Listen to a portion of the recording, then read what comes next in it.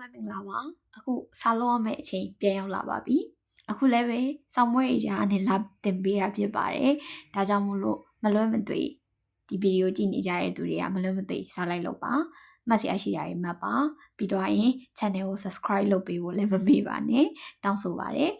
ကဲဟုတ်ပြီအဲ့တော့သွားကြမယ်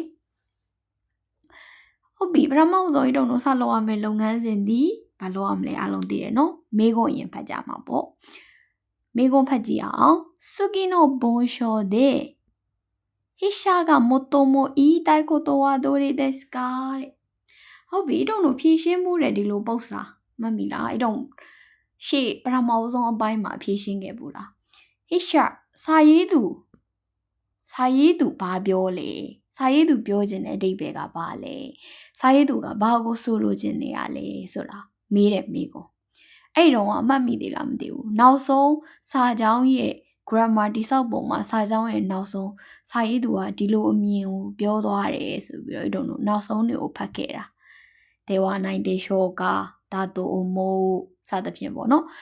အမြင်လို့သတ်မှတ်တဲ့အမြင်လို့ထင်တယ်တို့တွေဥမာတို့တွေရိုးရိုးတန်းတန်းကို့အမြင်သူ့အမြင်ပြောကြရင်လည်းပဲငါကတော့ဒီလိုထင်တယ်ဟုတ်လားငါကတော့အဲ့ဒီຢာကြီးကတော့အဲ့ဒါကြီးကိုတိတ်လက်မခံဘူးစသဖြင့်ပေါ့နော်ကိုယ့်ရဲ့အမြင်တွေကိုပြောကြတဲ့အခါမှာပို့ပြီးပေါ်လွင်တာပို့ပြီးအတိတ်ပဲကိုညင်းဆိုရင်ညင်းဆိုတဲ့အကြောင်းပေါ်လွင်နာသည်စာကြောင်းရဲ့နောက်ဆုံးအပိုင်းနေမှာရလားဒါကြောင့်မို့လို့ဤတော့ငါဒီမှာလည်းပဲဤတော့ကအချိန်ကြာမရဘူးလေနော်အချိန်သိမ့်မရတာဖြစ်တဲ့အတွက်ကြောင့်မို့လို့လိုရင်းတူရှင်သွားပြီးအဖြစ်ကိုကြက်ကြာရှာနိုင်ဖို့ကအရေးကြီးတယ်ဒါကြောင့်မို့လို့ဤတော့ပြောသလိုပဲနောက်ဆုံးလောက်ကိုကြည့်ရင်အဆင်ပြေတယ်စာကြောင်းရဲ့နောက်ဆုံးလောက်မှာနည်းနည်းလေးမျက်မှန်းတမ်းကြည့်ကြမယ်ပေါ့နော်ဟုတ်ပြီအဲ့တော့ဤတုံတို့ကရှေ့ပိုင်းနေနောက်ပိုင်းနေရှိတယ်ဒီအပိုက်ကဘာပြောနေမှန်းတော့မသိသေးဘူးပေါ့နော်မသိသေးတဲ့အတွက်ကြောင့်မို့လို့အရင်ဆုံးတစ်ကြောင်းလောက်တော့ဖတ်ကြည့်လိုက်我々の生活には思い通りにいかないことが多いရလားအဲ့တော့တို့တွေရဲ့လူနေမှုဘဝနေထိုင်မှုဘဝဆိုတာကပေါ့နော်အမွေထိုးရီဆိုတာကထင်ထားတဲ့အတိုင်းဆိုတဲ့အဓိပ္ပာယ်ထင်ထားတဲ့အတိုင်းမဖြစ်ဘူးဤခနိုင်ဆိုတာမသွားဘူးမဟုတ်ဘူးနော်ထင်ထားတဲ့အတိုင်းမဖြစ်ဘူးဆိုတဲ့အဓိပ္ပာယ်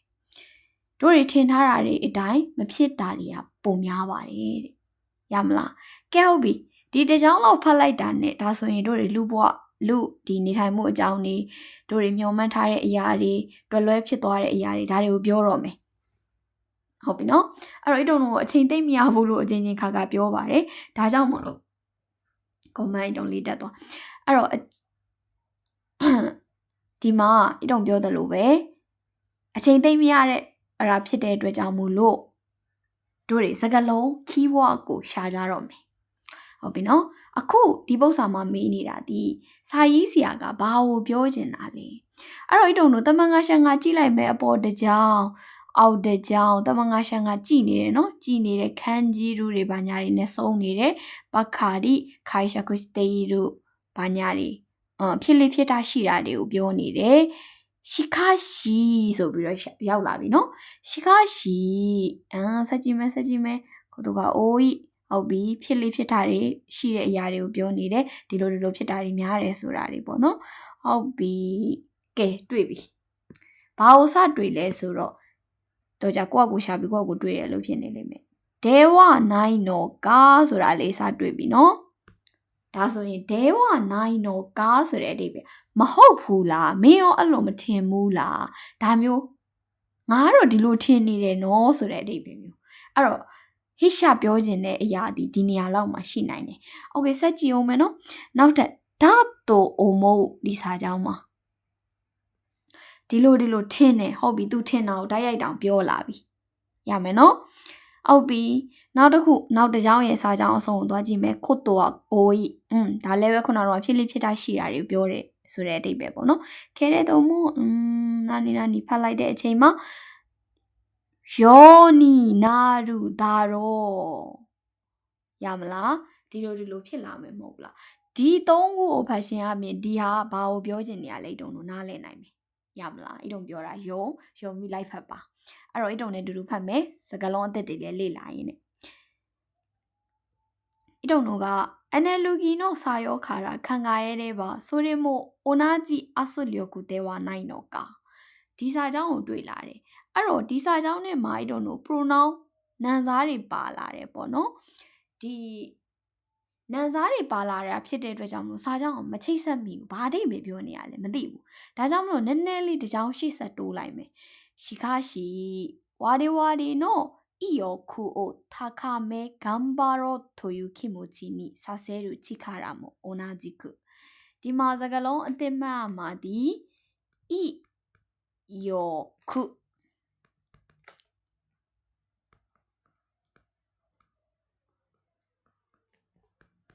いいよくဆိုတာဘာကိုပြောချင်တာလဲဆိုတော့ I don't know desire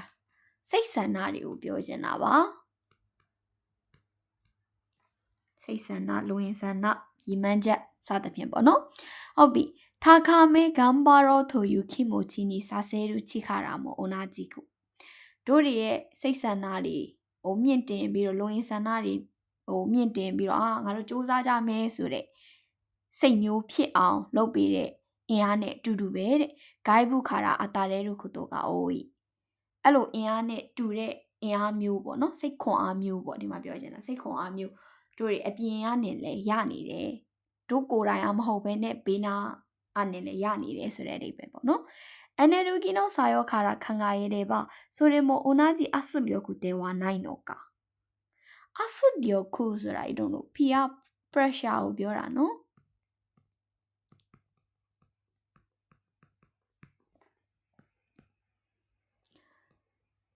အဲ့လိုဆိုရင်တဲ့ဟုတ်ပြီနော်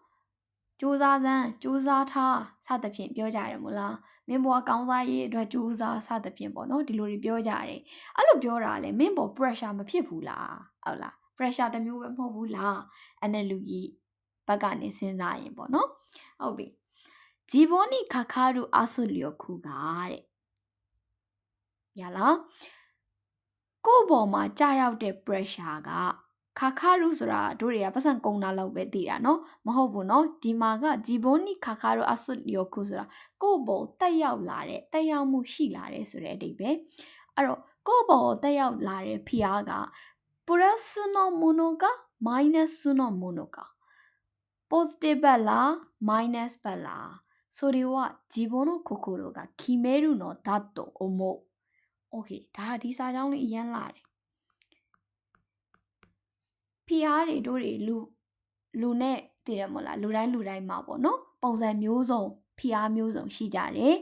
အဲ့ဒီဖိအားတွေကိုလက်ခံတဲ့ပုံစံချင်းကသာကွာသွားတယ်ဟုတ်လားအဲ့တော့ positive ဖိအားပဲလာ negative ဖိအားပဲလာ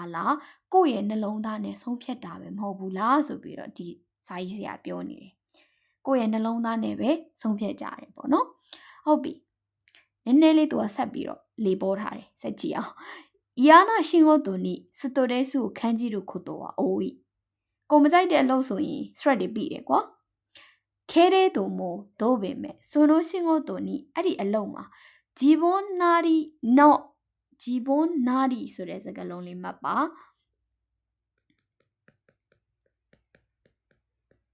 ကိုပုံစံလေးအတိုင်းပေါ့နော်။ကိုပုံစံအတိုင်းကိုတက်ဆွမ်းသလောက်ဆိုတဲ့အဓိပ္ပာယ်။ကိုတက်ဆွမ်းသလောက်ကိုယ့်ရဲ့ဘယ်လိုပြောမလဲခုနအိတ်တော်ပြောသလိုကိုယ့်ရဲ့ပုံစံအတိုင်းပေါ့နော်ကိုစိတ်စေရာအတိုင်းပဲအီမီစုခဲကိုစုတယ်ပေါ့အဲ့တော့ဒီအတိတ်ပဲဖွင့်ဆိုလိုက်မယ်အတိတ်ပဲတတ်မှတ်လိုက်မယ်စိတ်ပြောတာအတိုင်းပဲလှုပ်သွားမယ်ဆိုရင်ဌာနောရှိခုခန်းကြည့်တာတဲ့လူယောနီနာဒူဒါတော့ပျော်စရာကောင်းလာမှာပဲမဟုတ်ဘူးလားရလားအလုပ်တွေဆိုတာကကိုမကြိုက်တဲ့လုပ်ဆိုရင် stress ကပြီးတယ်တို့ပင်မဲ့လည်းပဲအဲ့ဒီအလုပ်ပေါ်မှာကိုလည်းပဲကိုပုံစံအတိုင်းကိုလည်းအကောင်းဆုံးစူးစမ်းမယ်အကောင်းဆုံးစူးစမ်းရင်နေရသားနဲ့ဥမာအမလုံးမိတာမျိုးဘာညာမျိုးဆိုလဲပျော်ပျော်ရွှင်ရွှင်နဲ့ဖြတ်ကျော်သွားမယ်အဲ့လိုဖြတ်ကျော်ဖို့ပုံစံကိုကိုယ်တိုင်ကပဲတတ်မှတ်မယ်ပေါ့ဒါမျိုးလုပ်သွားမယ်ဆိုရင်ပျော်စရာကောင်းလာမယ်မဟုတ်ဘူးလားအီရှာရဲ့အမြင်လေးပြောနေတာနော်ဂိုင်းဘူးခါရာနောချီခါရာအိုမီဇူခါရာနောချီခါရာနိအပြင်ကလာတဲ့အားကိုယ့်ရဲ့အားရင်အဖြစ်နဲ့တန်းခန်းစုဆိုတာဤတုံလို့ပြောင်းလဲလိုက်တာကိုပြောတာ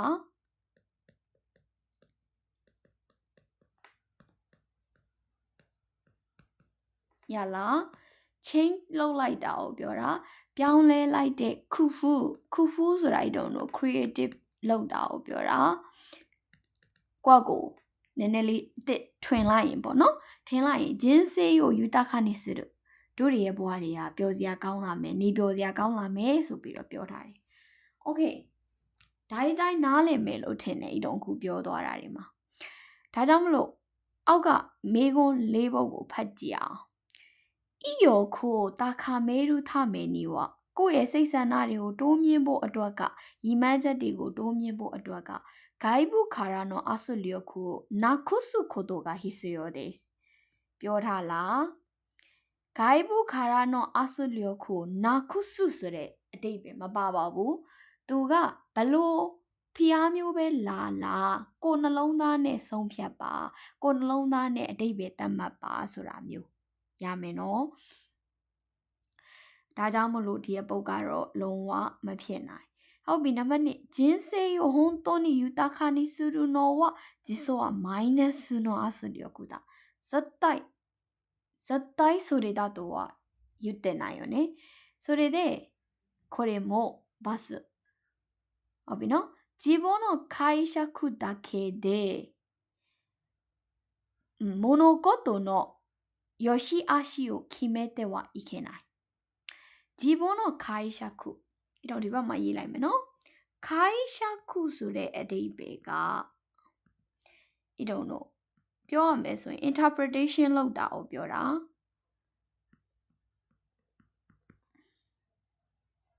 တော့ခန်းကြီးဆွဲတာအစ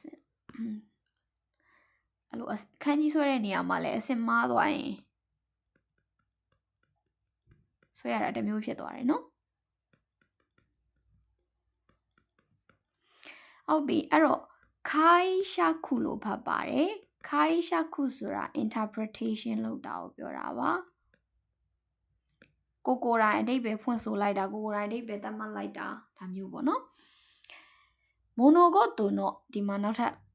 ယောရှိဝါရုရှိလို့ဖတ်ကြတာများတယ်မှားပါတယ်ယောရှိအရှိလို့ဖတ်ပါတယ်အဆိုးအကောင်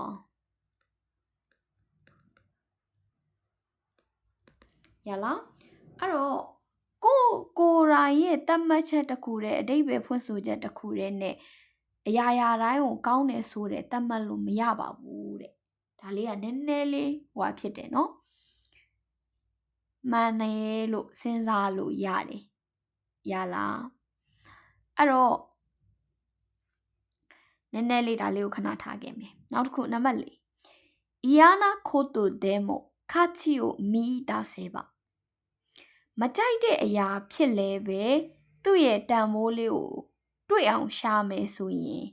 ထာနိုးရှိမဲရူယောနီနာရူမိုနိုဒစ်ရလားပျော်စရာကောင်းတယ်ဆိုတဲ့အရာတစ်ခုပဲပျော်စရာကောင်းလာမှာပဲဆိုတာဒီကောင်ကပို့ပြီးတော့မနီးစပ်နိုင်ဘူးလားနံပါတ်3ဘာကြောင့်မာလဲဆိုတာကိုခိုင်ရှာခုဆိုတဲ့စကားလုံးကအထူးတလဲပါနေတာဖြစ်တဲ့အတွက်ကြောင့်မို့လို့ခိုင်ရှာခုပါတဲ့စာကြောင်းလေးကိုတေးချောင်းသွားဖတ်လိုက်ရင်ပို့ပြီးတော့မြင်သားမယ်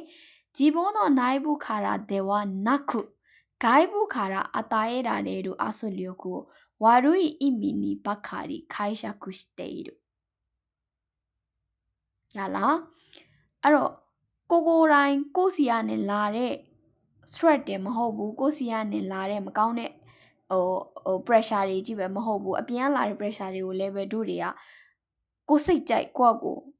အတိတ်ပဲတွေတတ်မှတ်နေကြတာရလားအဲ့တော့ဒီမှာပြောထားသလိုပဲကိုသဘောအတိုင်းကိုရဲ့အတိတ်ပဲတတ်မှတ်ချက်အတိုင်းဆိုလိုချင်တာကဥမာလောကကြီးမှာမမြင်နိုင်တဲ့အရာတွေအမျိုးမျိုးရှိတယ်ကွာဒီစာပိုက်ကိုရှင်းတော်တော်ကြီးရှိသွားတော့မယ်အဲ့တော့မမြင်နိုင်တဲ့အရာတွေအမျိုးမျိုးရှိတယ်အဲ့ဒီပုံမှာဥမာကိုမပျော်လို့မကောင်းဘူးလို့သတ်မှတ်တာမျိုးမဟုတ်ဘဲနဲ့တကယ်မြင်အောင်ကြည့်မယ်ဆိုရင်ပျော်စရာကောင်းတယ်ပျော်စရာကောင်းတဲ့အရာတွေကိုရှာတွေ့နိုင်တယ်ဆိုတဲ့ဟာကိုအနှစ်ချုပ်ပြောထားတာဒီစာပိုက်ကဒါကြောင့်မို့လို့အဓိကပေးခြင်းတဲ့ message ဒီနံပါတ်4ပါ嫌なことでも価値を見出せば楽しめるようになるものだရလားကိုမကြိုက်တဲ့အရာမှလည်းပဲတန်မိုးကိုရှာတွေ့သွားမယ်ဆိုရင်ပျော်ရွှင်စရာကောင်းလာမှာပဲရမယ်နော်ကဲဟုတ်ပြီအဲ့တော့အဖြေကနံပါတ်4ဖြစ်ပါတယ်အဲ့တော့ဤတို့တို့ဒီမှာမှန်ရမယ်စကားလုံးအသစ်တွေတိုးလာတယ်စဉ်းစားပုံစဉ်းစားနည်းကတော့ဤတို့တို့ဒီ author ကပြောတဲ့အဓိပ္ပာယ်ဆိုလိုချင်တဲ့အဓိပ္ပာယ်ကိုရှာဖွေရတာဖြစ်တဲ့အတွက်ကြောင့်မို့အဲ့လောက်ကြီးမခက်ဘူးလို့ထင်ပါတယ်စကားလုံးအသစ်လေးတွေမှတ်ပါနောက်စာပိုက်တွေဖတ်တဲ့အချိန်မှာပို့ပြီးတော့သိတာမြင်တာအောင်ပို့ပြီးတော့မှတ်မိနေအောင်ဖတ်ပါဒါပါပဲ bye bye နောက်ပတ်ဒီမှာတွေ့ပါမယ်